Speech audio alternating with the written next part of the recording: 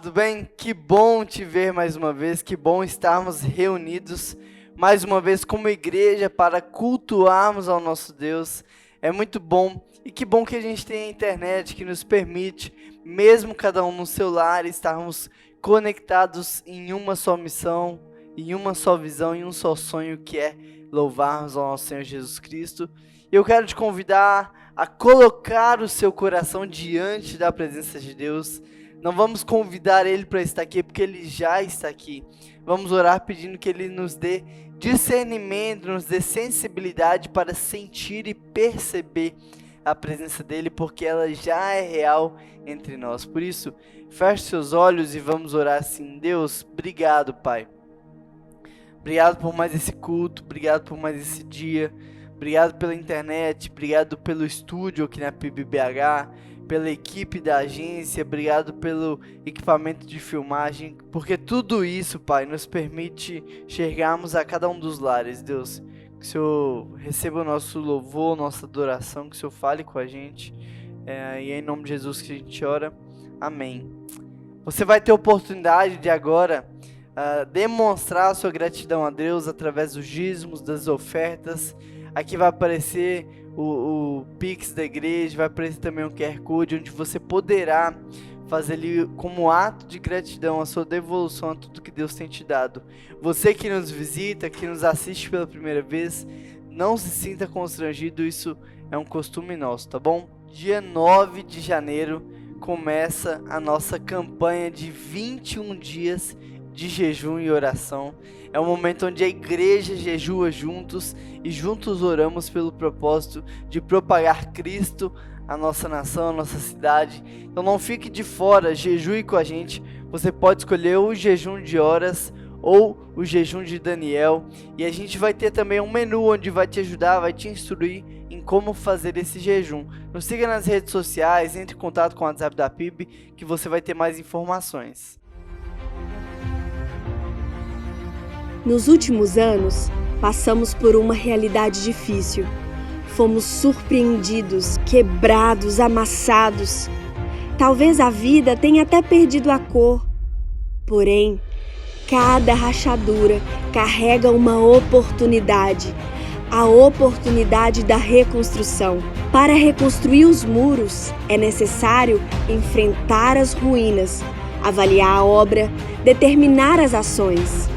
Às vezes, é preciso demolir algumas partes que, por mais atraentes que sejam, não podem permanecer no local. É tempo de reconstruir.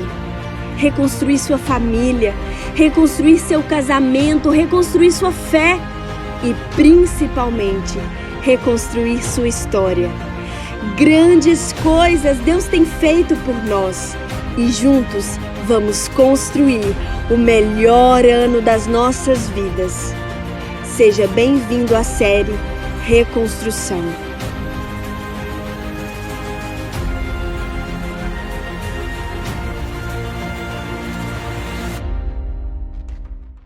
Nós estamos na série Reconstrução, onde estamos estudando o livro de Neemias. E o tema da mensagem de hoje é o princípio da oportunidade. Abra sua Bíblia comigo em Neemias, capítulo 2. Nós vamos ler do versículo 1 até o versículo 10. Neemias 2, versículo 1 até o versículo 10. Deixe sua Bíblia aberta aí. Feche seus olhos e ore comigo. Pai, silencie nesse momento nosso coração, silencie a nossa mente. Muitas vezes a gente vai para ouvir uma mensagem, a gente vai para cultuar ao Senhor, mas o tempo todo ficamos preocupados com o que temos que fazer no dia seguinte, o boleto que precisamos pagar, o que nos falta comprar, o que falta fazer. Que nesse momento o Senhor tome conta da gente por inteiro, Pai, que a única voz que fala no nosso coração seja o Teu Espírito Santo. Que o Senhor possa, Deus, traduzir, que o Teu Espírito Santo possa traduzir, intermediar o que eu vou falar e o que vai chegar nos corações. E que seja o Senhor falando por completo, Pai. Não deixe que a gente saia daqui como a gente entrou, mas que possamos sair daqui transformados e direcionados a aproveitar cada oportunidade que o Senhor nos dá, Deus. Em nome de Jesus que a gente ora. Amém. Amém. Vamos ler? Diz assim: No mês de Nisan, no 20º ano do rei Artaxerxes, na hora de servir-lhe o vinho, levei ao rei. Nunca antes eu tinha estado triste na presença do rei. Por isso o rei me perguntou: por que o seu rosto parece tão triste, se você não está doente? Essa tristeza só pode ser do coração. Com muito medo, eu disse ao rei: que o rei viva para sempre.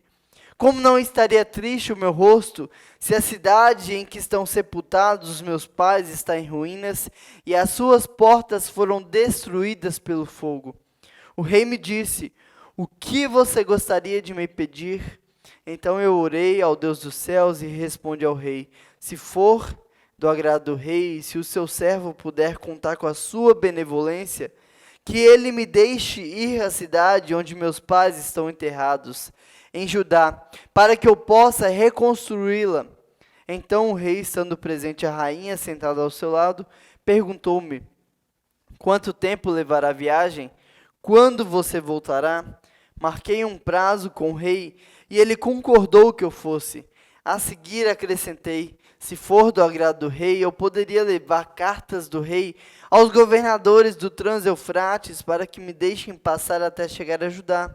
E também uma carta para Asaf, guarda da floresta do rei, para que ele me forneça madeira para as portas da cidadela, que fica junto ao templo, para os muros da cidade e para a residência que irei ocupar.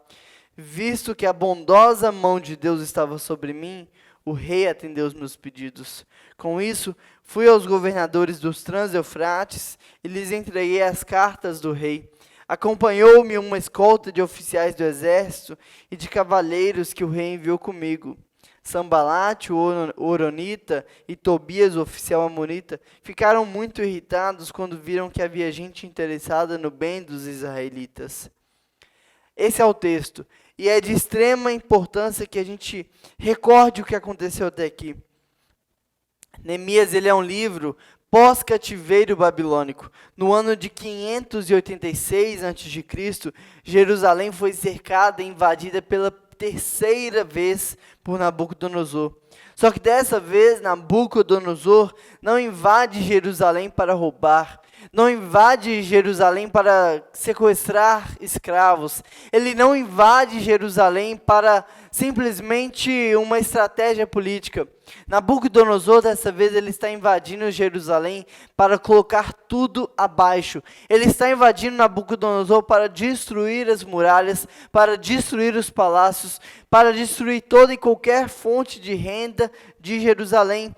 Ele simplesmente invade para matar, destruir, humilhar e acabar com aquele povo. E aí o profeta Jeremias, que estava lá e vivenciou tudo isso, disse que mais felizes foram os que morreram pela espada do que os que ficaram e morreram pela fome. Nabucodonosor, ele entra destruindo, queimando, colocando tudo ao chão. Até os palácios foram parar no chão. Toda a agricultura e fonte de renda que Jerusalém tinha, Jerusalém foi literalmente destruída por Nabucodonosor. A crise é tamanha que chegou ao ponto de mães comerem os corpos dos seus filhos que morriam de fome. Jerusalém viveu um grande caos. Mas da mesma forma que Jeremias um dia profetizou que isso aconteceria e aconteceu, Jeremias também profetizou que aquilo ali duraria 70 anos, e assim durou. E aí, depois dos 70 anos, como foi profetizado por Jeremias, acaba o cativo, e já não é mais o Império Babilônico que está no poder, mas sim o Império Persa. E aí, em 516 a.C., retorna a primeira leva de judeus para começar a reconstrução do templo. Só que quando eles chegam lá, não eram só judeus que estavam habitando em Jerusalém.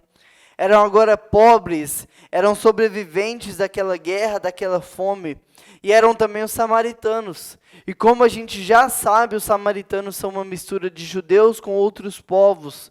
Samaritano é uma raça mestiça, uma raça misturada, e eles eram inimigos dos judeus, tinham muitas diferenças, exclusivamente diferença religiosa.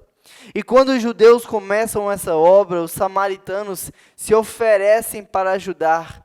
E aí nessa ajuda eles começam a sabotar aquela obra, colocando os judeus para baixo, desanimando, tirando toda a esperança, tirando toda a expectativa.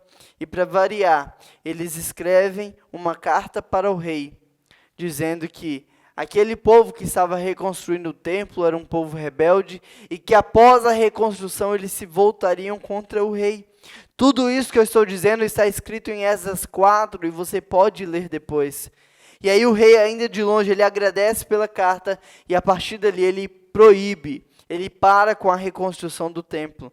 E aí no ano de 444 a.C., um irmão de Neemias viaja cerca de 1000 quilômetros para o encontrar. E eles se encontram e ali naquela conversa, Neemias pergunta e o irmão responde, olha, as coisas lá estão muito difíceis. Nós vivemos isso, estamos passando por fome, nós estamos passando por uma miséria. E é esse o contexto do texto que a gente acabou de ler de Neemias 2. E agora, neste período pós-cativeiro, Neemias ora por meses antes de falar com o rei, e agora ele tem essa conversa com o rei. E aí, domingo passado, Juan pregou sobre o princípio da realidade. E nós aprendemos muitas coisas legais, entre elas, que perguntas bem feitas podem mudar o rumo da nossa vida. E hoje nós vamos aprender sobre o princípio da oportunidade, sobre como precisamos aproveitar as oportunidades que Deus nos dá. E vamos ver alguns exemplos de oportunidade com Neemias. Neemias, ele é copeiro do rei, um alto cargo, um cargo de confiança. E ter acesso ao rei naquela época era algo muito complicado. Tanto que a própria esposa do rei, ela precisava pedir permissão para entrar na presença do rei e tocar na borda da sua vestimenta. Porém, como vimos na semana passada, após orar por meses, Neemias recebe a resposta de Deus. E agora ele pode ter esse tempo de conversa com o rei. E aí, ao ir levar o vinho para o rei, ele recebe essa resposta. E observe o versículo 1 até o versículo 3. No mês de Nisan, no 20º ano do rei Atarxerxes, na hora de servir-lhe o vinho, levei ao rei. Nunca antes eu tinha estado triste na presença dele. Então o rei me disse, por que o seu rosto está triste? Se você não está doente, isso tem que ser tristeza do coração. Então eu fiquei com muito medo e lhe respondi, que o rei viva para sempre. E aqui Neemias nos dá a primeira lição. Ele nos ensina sobre não desperdiçar a oportunidade de honrar. E você que está anotando, a gente sempre te incentiva a anotar, porque quando você anota, você retém 70% de aprendizado. Então anota aí. A primeira oportunidade que Neemias não desperdiça é a oportunidade de honrar. E a honra é um assunto que nós já temos falado muito aqui na PIB. Ela está entre os 5 valores que carregamos, pregamos e vivemos. Honrar é você acreditar valor a alguém. Honrar é você olhar para alguém e falar assim, você tem valor para mim. Você honrar é através de alguma fala ou atitude, você colocar valor na pessoa. E é isso que Neemias faz na primeira oportunidade que ele tem. Você percebe que Neemias podia, na primeira oportunidade ali de falar com o rei, descarregar tudo sobre o rei? Assim como fazem as esposas e as namoradas. Já reparou? O marido, o namorado, ele percebe que a sua esposa, a sua namorada não está legal, que está calada, está brava, está no canto dela. E aí você chega para ela e pergunta, amor, você está diferente, está tudo bem? E ela fala, tá. Só que o problema é que esse tá é dos mesmos criadores de chegando em casa, a gente conversa. Você sabe que uma hora a casa vai cair. Você sabe que uma hora vai vir um grande discurso sobre você. E aí depois desse tá, ela começa a introduzir dizendo, eu só acho engraçado que... E aí vem o terceiro testamento para você. Neemias, ele podia ter feito isso. Ele podia ter dito para o rei, só acho engraçado que você barrou a construção e o avanço da minha cidade. Só acho engraçado que você tem feito de tudo para atrapalhar. Mas como Neemias passou muito tempo orando para ter essa conversa, Deus não deixou que ele desperdiçasse nenhuma oportunidade, a começar na oportunidade de honrar a vida do rei. O livro Como Fazer Amigos e Influenciar Pessoas traz o que a Bíblia já dizia há muito tempo. A melhor forma de você conquistar o coração de alguém é mostrando para ela o valor que ela tem para você. Se Neemias entrasse na sala do rei para se queixar, reclamar, ele não conseguiria nada além da pena de morte. Mas ao exclamar vida longa ao rei, Neemias verbaliza sua fidelidade, sua admiração e as mais sinceras esperanças de vida eterna ao rei. Nós precisamos aprender com Neemias que nós não podemos desperdiçar as inúmeras oportunidades que Deus tem nos dado de honrar as pessoas. E honrar as pessoas é ser usado por Deus para lembrar para elas que elas têm valor. Por mais que Satanás esteja o tempo todo fazendo de tudo para que as pessoas morram, se achando inúteis, morram se achando desnecessárias. Ninguém se mata por se sentir amado demais. Ninguém se frustra por se sentir valorizado demais. As pessoas estão indo para a morte porque elas se sentem desnecessárias. As pessoas estão tirando a sua vida porque elas não se sentem amadas. E eu vejo muita gente dizendo: eu sou tímido demais para elogiar alguém. Eu sou tímido demais para honrar alguém. Eu tenho dificuldade de demonstrar afeto. Mas eu nunca vi ninguém dizendo que tem dificuldade de desonrar ou criticar alguém. Sabe por que você tem dificuldade? Porque a sua natureza é o pecado. Se você precisasse lutar para pecar, você já não estaria mais aqui. Mas se você precisa lutar para fazer o bem, é porque você está no caminho certo. Mas o que não pode é você achar difícil e aceitar a dificuldade e deixar de lado as oportunidades que Deus tem te dado de honrar as pessoas. Se você tem mais facilidade de desonrar as pessoas do que honrar, você precisa começar a lutar para inverter isso, porque a sua vida ela foi feita para dar sentido, para dar propósito, para amar, para honrar.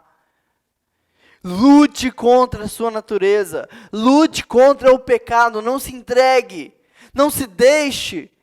Acorde todos os dias pensando: hoje eu vou honrar alguém. Saia de casa dizendo: hoje eu vou honrar alguém. Volte para casa dizendo: hoje eu vou honrar a minha esposa.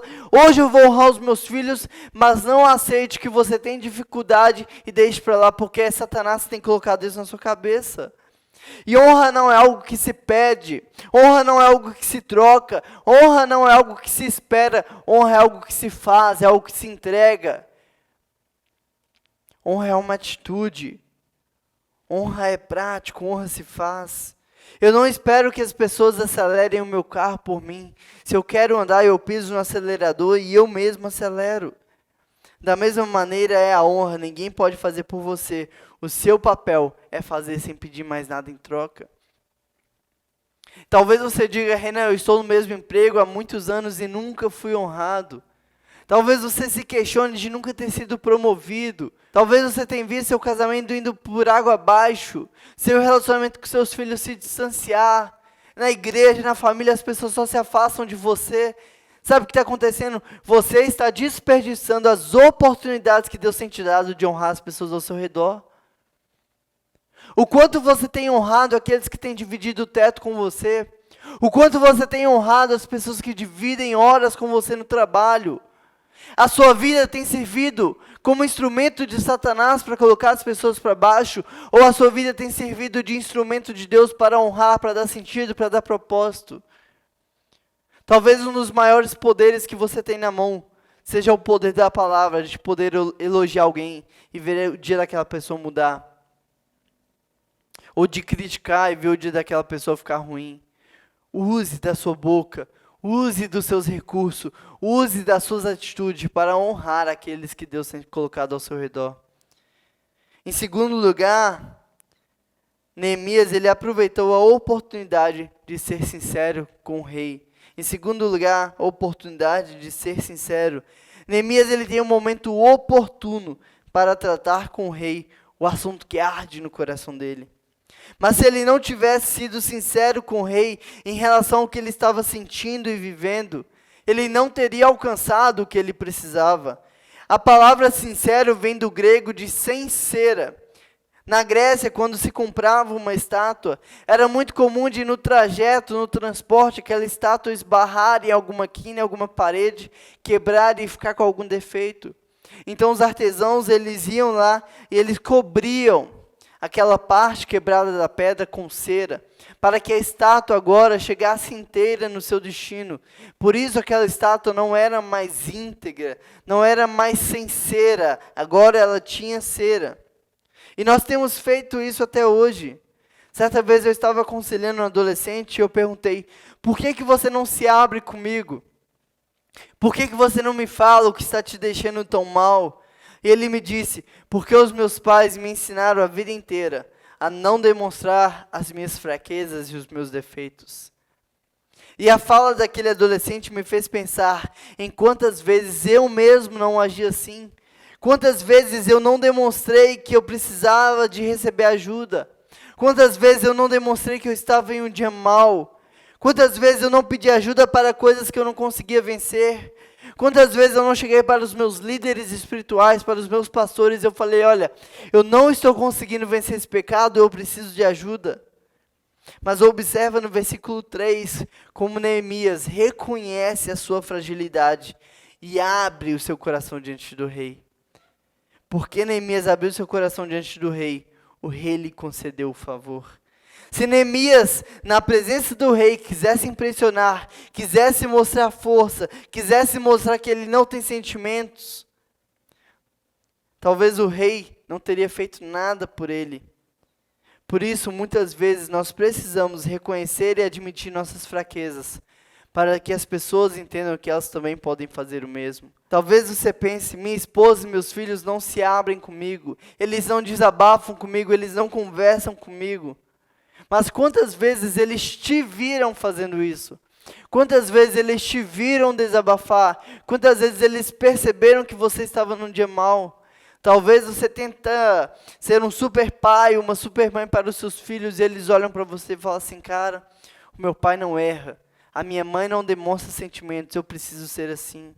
Reflita sobre isso. Quantas pessoas tentam demonstrar equilíbrio enquanto não há equilíbrio nenhum na vida? Quantas vezes, diante de fatos que nos entristecem, como o fracasso de um relacionamento ou a demissão de um emprego, a gente age como se estivéssemos em um palco de teatro e a gente finge estar tudo bem. A gente expressa com sorrisos o que deveríamos expressar com lágrimas. Deus não está à procura de semideuses. Deus não está à procura de super-homens.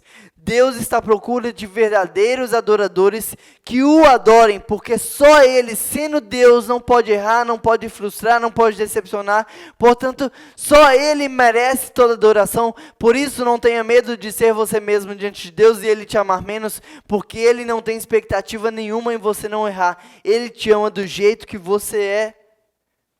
Ele te ama porque você não merece ser adorado. Adore a Ele porque Ele sim merece toda adoração. Então não se preocupe em admitir seu erro e se sentir menos amado por Deus, porque Ele te ama, Ele me ama, Ele nos ama mesmo nós sendo os piores pecadores. E é esse tipo de amor que nós precisamos colocar em prática uns pelos outros, até que sejamos todos à vontade, a ponto de abrir os nossos pecados e nos sentir à vontade para confessar as nossas dificuldades uns para os outros. O seu filho, ele não precisa de um super-homem como o pai. Eles precisam de um pai sincero, que saiba admitir que sente tristeza, alegria, luto, felicidade. Porque se Deus te deu um arsenal de sentimentos diante dos seus reflexos e impulsos diante da vida, é porque Ele espera que você seja absolutamente sincero e permita que Ele te use diante da sua sinceridade. Por isso, reconheça a sua fragilidade, reconheça as suas fraquezas, reconheça o seu pecado. Para de tentar fingir, para de tentar colocar cera. Para de colocar uma máscara de falsidade na cara e diante das pessoas assuma quem você é. Assuma que você precisa de ajuda, assuma seus pecados, suas dificuldades e perceba que Deus vai te usar para fazer pessoas crescerem, vai usar pessoas para te fazer crescer. Porque esse é o propósito da igreja. Neemias, ele entra na presença do rei. E logo que ele entra, o monarca percebe o seu semblante, percebe que tem algo fora do normal. E certamente o copeiro chegou com um semblante totalmente abatido diante do rei. E aí a Bíblia diz que ele teve medo de responder quando o imperador perguntou o que passava com ele. Muitas vezes nós perdemos a oportunidade de restaurar algo em nossa vida, seja uma amizade, um casamento, um relacionamento, porque teimamos em agir como hipócritas e usar máscaras que escondem a realidade do nosso coração. Você tem noção de quanto a restauração deixa de acontecer? Pelo simples fato de do lado, de uma das partes, ficar o tempo todo andando de nariz em pé, mostrando que não precisa de ajuda, mostrando que não está arrependido e que nada faz diferença. Agora, se ambas as partes colocassem para fora o seu sentimento, colocassem para fora o que está machucando, colocassem para fora o que está pensando, seria muito mais fácil de construir uma restauração. Agora, o que na sua vida falta ser restaurado porque você tem perdido a oportunidade de ser sincero? Será que o seu casamento não está cada vez piorando mais porque você não tem sido sincero? Será que seus filhos têm se afastado de você porque não têm visto sinceridade no seu olhar? Neemias não olha para o rei e diz: não, majestade, é bobeira minha, é bobagem. O que Neemias responde é de uma sinceridade cortante: como não estaria triste o meu rosto, se a cidade que estão sepultados os meus pais está em ruínas e as suas portas foram tomadas pelo fogo. Deus espera que você diga para a pessoa que escolheu passar a vida com você: como eu posso estar feliz se eu te fiz mal, meu amor? Meu filho, como eu posso estar feliz se não tenho sido o pai que você precisa? Meu amigo, como posso estar feliz se não tenho mais sido presente em sua vida?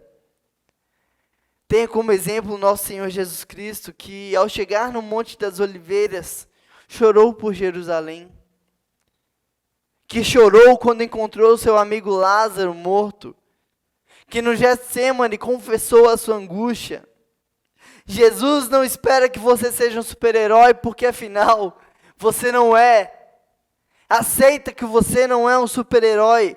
Jesus em nenhum momento colocou cera. Em nenhum momento Jesus fingiu ser o que ele não era. No jardim do Getsêmani, Jesus chega para os seus amigos mais próximos e fala: a minha alma está profundamente angustiada. Eu estou numa tristeza mortal, por isso fiquem aqui. Vigiem e orem comigo. A Bíblia fala que de tanto Jesus sofrer na alma, ele começa a suar gotículas de sangue. Não passe maquiagem nos seus poros de onde Deus quer fazer verter gotas de sangue. Porque a sua fragilidade, quando demonstrada de forma transparente, pode chegar em pessoas como rios de água viva, apresentando um Deus que limpa as feridas e transforma gotas de sangue em águas que curam e libertam. Para de tentar disfarçar que você está sofrendo. Para de tentar disfarçar sua dor, porque Deus pode usar da sua dor, não só para curar da sua ferida, mas também para curar feridas que um dia você vai encontrar. Aceite as suas fragilidades, aceite as suas dificuldades, enfrente elas, encare elas, peça ajuda e permita que Deus te restaure e te use também para restaurar vidas que virão após você. Talvez você tenha tido medo de ser sincero diante de Deus. Talvez até para Deus você tenha disfarçado quem você é, mas Deus ele quer te conhecer como você é. A Bíblia fala que Ele sonda o nosso interior e Ele nos conhece. Você não consegue enganar a Deus por isso. Diante de Deus, reconheça a sua fragilidade e fala assim: Deus, eu pequei mais uma vez. Deus, mais uma vez eu estou diante do Senhor. Mais uma vez eu feri meu irmão. Mais uma vez eu ofendi. Mais uma vez eu decepcionei. Mas Deus, eu cansei. Deus, me ajude a ser diferente. Deus, me ajude a viver a tua verdade. Porque enquanto você colocar cera em suas feridas, não vai ter como Deus te curar.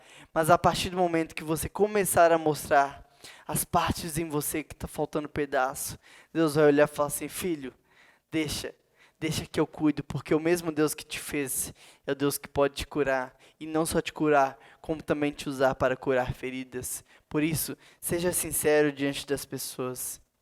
Em terceiro lugar, A oportunidade que Neemias não desperdiça é a oportunidade da sabedoria. Você lembra da carta que o rei recebeu dizendo que o povo que estava reconstruindo era um povo rebelde, um povo reclamão, um povo que logo após que acabasse a reconstrução ia se voltar contra o rei? Neemias, ele não chega na presença do rei e fala imediatamente do que ele está dizendo. Ele não fala imediatamente de qual povo ele está dizendo, porque se Neemias dissesse imediatamente qual era o povo dele, o rei negaria tudo o que ele pedia. A resposta do rei seria com razão e imediatamente não. Mas Neemias teve sabedoria e soube conduzir a conversa a ponto de conseguir liberação do rei, sem nem precisar dizer qual era o seu povo. Olha o nível da sabedoria usada por Neemias. Ele sabiamente toca em um assunto tremendamente respeitado pelos medos e persas, que eram os ancestrais. Olha o que Neemias está falando aqui para o rei. Como eu estaria feliz se a cidade onde estão sepultados os meus pais. Quanta sabedoria. Crente não precisa ser burro, gente. Pelo contrário, crente precisa ser inteligente. A Bíblia nos ensina a orar pedindo sabedoria. Salomão orou pedindo sabedoria e foi o homem mais sábio que já existiu. O quanto você tem pedido a Deus sabedoria no falar com seus filhos? O quanto você tem pedido a Deus sabedoria para falar com a sua esposa, com o seu marido? O quanto você ora pedindo a Deus sabedoria para lidar no trabalho? O quanto você ora pedindo a Deus sabedoria para ser um resolvedor de problema onde você vai? O quanto você ora a Deus pedindo a oportunidade para poder estudar e aprender mais? Porque nós precisamos entender que ser cristão não é estar paralisado e só esperando a vida de Cristo. Ser cristão não é ficar o tempo todo com a mão no bolso, só esperando Cristo voltar. Ser cristão é estar o tempo todo em ação para que o reino de Deus se expanda e aconteça cada vez mais. Ser cristão é estar em constante crescimento. Como nós vamos ser sal e luz se não estivermos à frente em conhecimento e sabedoria? A Bíblia fala que nos foi dado o ministério da reconciliação. E como você espera aconselhar uma pessoa, gerar reconciliação, se você não tem buscado sabedoria? Lidar com pessoas é uma arte. Precisamos ter sabedoria para falar, quando falar, como falar, o que falar. Quantas vezes machucamos pessoas porque falamos no impulso? Quantas vezes discutimos, brigamos e separamos porque conversamos no calor da emoção? O tempo todo, a Bíblia nos desafia a sair do automático e a pensar em cada segundo da nossa vida. Tenha intencionalidade nos seus relacionamentos. Busque sabedoria do alto para sempre promover reconciliação. Assim como Neemias fez. Nós precisamos ter mais sabedoria no nosso dia a dia, no nosso lidar com as pessoas. Já se colocou no lugar de Neemias, se fosse você indo falar com o rei? Como você conduziria essa conversa? Como você chegaria na presença do rei? Neemias, ele teve a inteligência, a sabedoria a ponto de não desperdiçar a oportunidade de honrar ao rei. E honrando ao rei, ele ganha o coração e a atenção do rei. E depois ele não desperdiça a oportunidade de ter sabedoria, porque com sabedoria ele conquista também a atenção do rei. Será que você tem sido uma pessoa que fala no impulso? Uma pessoa que não escolhe bem as suas palavras? Uma pessoa que age de maneira irresponsável? Será que você tem tido sabedoria em cada conversa que você tem com seu filho? Será que na sua família, no almoço de domingo, as suas falas têm gerado reconciliação? Têm gerado propósito, gerado amor? Será que você é sabedoria? São coisas tão opostas que as pessoas olham para você e falam assim, aquele ali nunca vai saber o que é ser sábio. Que você possa orar para Deus pedindo para ter sabedoria e nunca desperdiçar a oportunidade de agir com sabedoria. Em quarto lugar, Neemias ele não desperdiça a oportunidade de ter a intimidade com Deus. Se tem algo do qual nós devemos priorizar em nossas vidas, é o presente que Deus nos dá todos os dias de podermos ter intimidade com Ele. Ainda no versículo 4, a primeira coisa que Neemias faz, ao perceber a oportunidade de abrir seu coração para o rei, foi orar. É interessante que ele não precisou pedir para ir no banheiro. Ele não pensou, Deus vai me entender. Ele não pensou, depois eu falo com Deus. Ele deu prioridade para Deus e ele falou imediatamente com Deus. O texto deixa muito claro que ele orou ao Deus do céu. O amor a Deus que Neemias tinha era tamanho que o rei que esperasse, mas ele não poderia ficar sem falar com o rei dos reis. Agora eu acho engraçado que quando a gente olha para os heróis da fé, quando a gente olha para a Bíblia, a gente vê homens que nunca colocaram nada na frente de Deus. Certa história conta que uma vez chegaram na casa de Billy Graham e tocaram a campainha e falaram assim, olha, o presidente quer falar com seu marido. E a esposa de Billy Graham falou, ele vai ter que esperar porque meu marido está falando com Deus. E hoje a gente vive num ceticismo tal que a gente acorda e Deus que espere.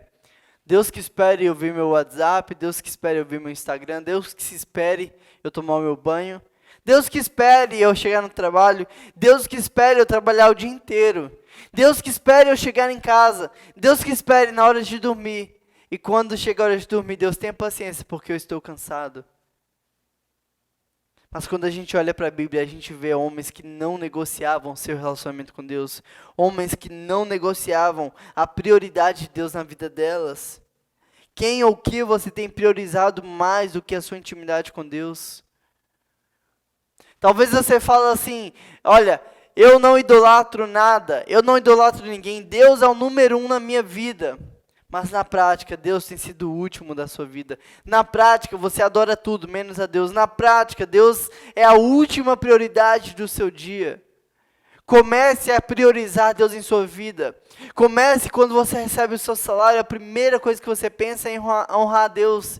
Comece no seu dia, a primeira hora você dedicar a Deus. Comece com a sua força, você dedicar a sua força para Deus. Comece no seu servir a servir a Deus, na sua vocação a viver para Deus. Comece a priorizar Deus em tudo em sua vida, a não desperdiçar uma oportunidade de ter intimidade com Deus. E você vai ver que por onde você passar, você vai causar reconciliação. Porque alguém que prioriza Deus em sua vida, nada vai tirar Deus da vida dele. E por onde ele passar, todo mundo vai querer ter uma vida com Deus assim também. Agora, deixa eu te dizer uma coisa. Se você coloca a sua esposa no lugar de Deus, uma hora ela não vai aguentar. Se você coloca os seus filhos no lugar de Deus em sua vida, eles não vão suportar. Tim Keller fala que tudo que a gente coloca no lugar de Deus se torna um Deus em nossa vida. E nada suporta ser Deus, senão o Rei dos Reis, o Todo-Poderoso. Somente Ele pode e merece ser adorado. Por isso, reajuste as prioridades da sua vida e coloque Deus no devido lugar. Ore a Deus pedindo para que você consiga olhar para Ele e falar assim, Deus, eu quero ter intimidade com você em cada segundo do meu dia. Eu quero ter intimidade com você quando eu acordar. Eu quero ter intimidade com você quando eu for tomar banho. Eu quero ter intimidade com você quando eu estiver indo para o trabalho. Eu quero ter intimidade com você no meu trabalho, te servir através do meu trabalho. Eu quero ter intimidade com você quando eu estiver assistindo e prestando um culto. Eu quero ter intimidade com você para que a minha vida seja um culto vivo. Em quinto lugar, Neemias não desperdiça a oportunidade de ter um plano. Note que o rei pergunta para Neemias o que ele espera que o rei faça por ele. Quanto tempo Neemias vai precisar? O que Neemias vai fazer? Olha, você precisa saber onde você quer chegar, como você pretende chegar, que resultados você pretende alcançar. A sua vida precisa ter um plano. Não desperdice a oportunidade de planejar, porque quem antecipa governa. Antecipe. A única coisa que é previsível na sua vida é que imprevistos acontecem. Por isso, planeje até mesmo o imprevisto. Planeje restauração, planeje reconciliação. Todo projeto de restauração de vida pessoal, profissional, relacional ou social implica em algo muito importante. Você precisa ter um plano. É como se Deus estivesse te olhando e te perguntando, ok, você quer restaurar isso na sua vida, beleza, Mas como você espera fazer isso? Como você vai fazer isso? Como você pretende fazer? Como você espera chegar lá? Se você não aproveita a oportunidade que tem de traçar planos, você fica estático, esperando algo acontecer. E aí, nada acontece. Se você quer restaurar um relacionamento, o que você pretende fazer? Que passos pretende dar? Como vai conversar? Como vai se preparar para essa conversa? Quem vai te ajudar? Você vai assumir seus erros e ser sincero? O que você está disposto a fazer para restaurar esse relacionamento? Deus abençoou Neemias não só com a restauração, mas também ensinando ele ao longo de todo o processo. Deus usou o rei para cobrar Neemias qual era o plano. Eu quero fazer o mesmo por você agora. Qual é o plano que você vai usar para restaurar os seus relacionamentos quebrados? Como você vai se reaproximar do seu pai? Como você, pai, vai se reaproximar do seu filho que você distanciou? Como você vai restaurar o casamento que você permitiu chegar às ruínas? Está em crise financeira?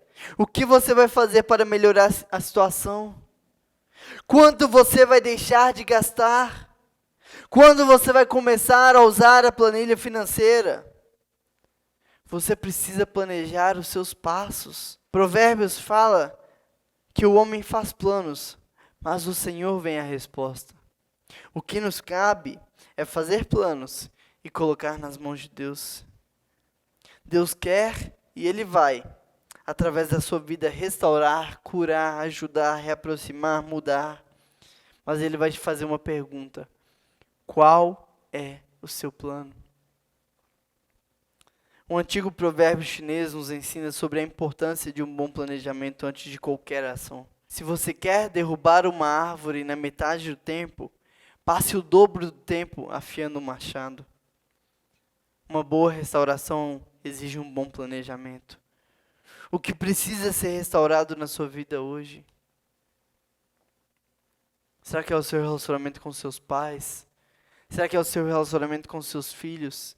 Será que é o seu relacionamento com seus amigos? Será que é o relacionamento com seu cônjuge? Será que o que precisa ser restaurado é a sua profissão, sua vida financeira? Eu não sei o que é, mas comece traçando um plano. E nesse plano coloca lá que o primeiro passo vai ser restaurar a sua intimidade com Deus.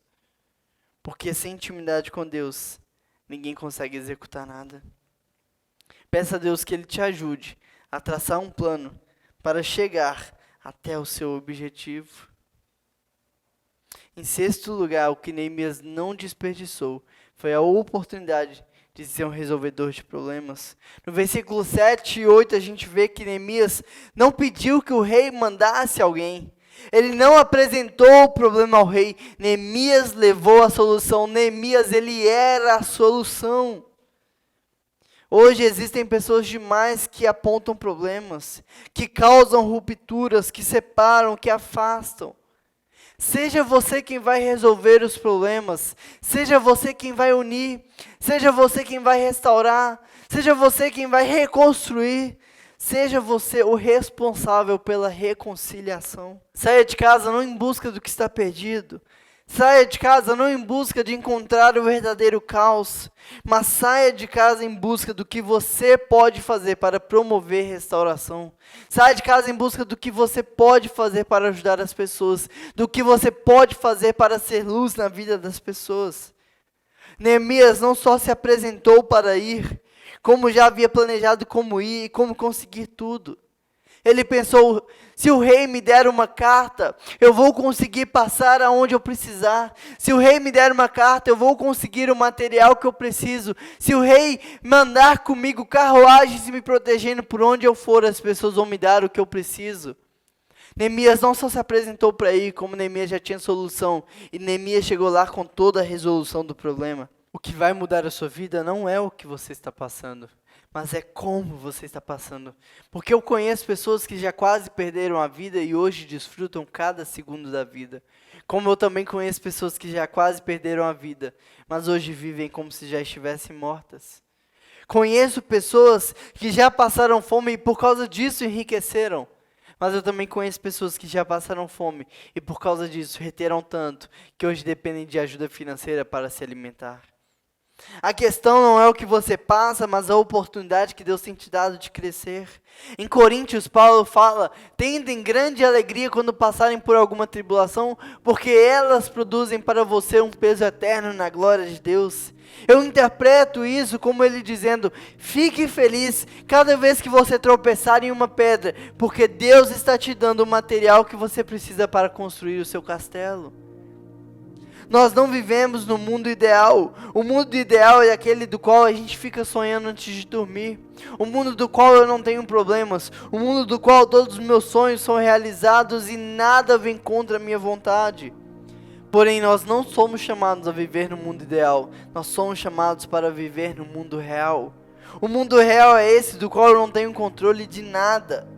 No mundo real é um que eu não tenho controle dos acontecimentos que chegam até mim. Eu não tenho controle do que as pessoas falam ao meu redor. Eu não tenho controle das ofensas que entram nos meus ouvidos. Mas eu tenho controle de como eu vou agir diante de cada fala, de cada atitude perto de mim. Deus não te chama para ser luz no mundo ideal. Deus te chama para iluminar no mundo real que jaz em trevas. Por isso, aproveite cada oportunidade que Deus te dá de resolver problemas e promover restauração. E por último, em sétimo lugar, Neemias ele não desperdiça a oportunidade de glorificar Deus. E ele fala que ele conseguiu fazer tudo isso porque a mão bondosa de Deus estava sobre ele, porque a bondade de Deus estava perseguindo ele.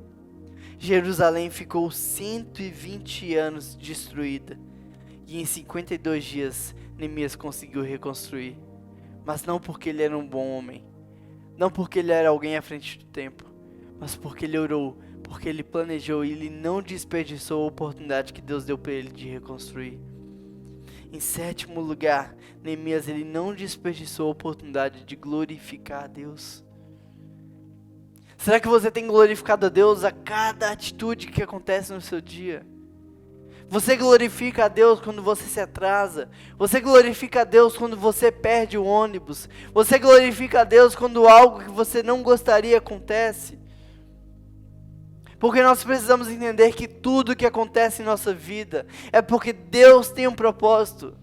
Deus tem um controle de tudo. A Bíblia fala que nenhuma folha cai do galho sem que não seja da vontade de Deus. A Bíblia fala que todas as coisas cooperam para o bem daqueles que amam a Deus. A Bíblia fala que a bondade do Senhor nos perseguirá. Agora, quem é você para não glorificar a Deus do que está acontecendo no seu dia a dia? Quem é você para reclamar ou murmurar se você não tem controle nem de quantos dias você vai viver? Neemias fez em 52 dias aquilo que durante 120 anos ficou parado, porque ele foi um homem que glorificou a Deus acima de tudo. Talvez a sua vida está parada, está congelada, e você não tem conseguido promover restauração por onde você passa, porque você não tem glorificado a Deus.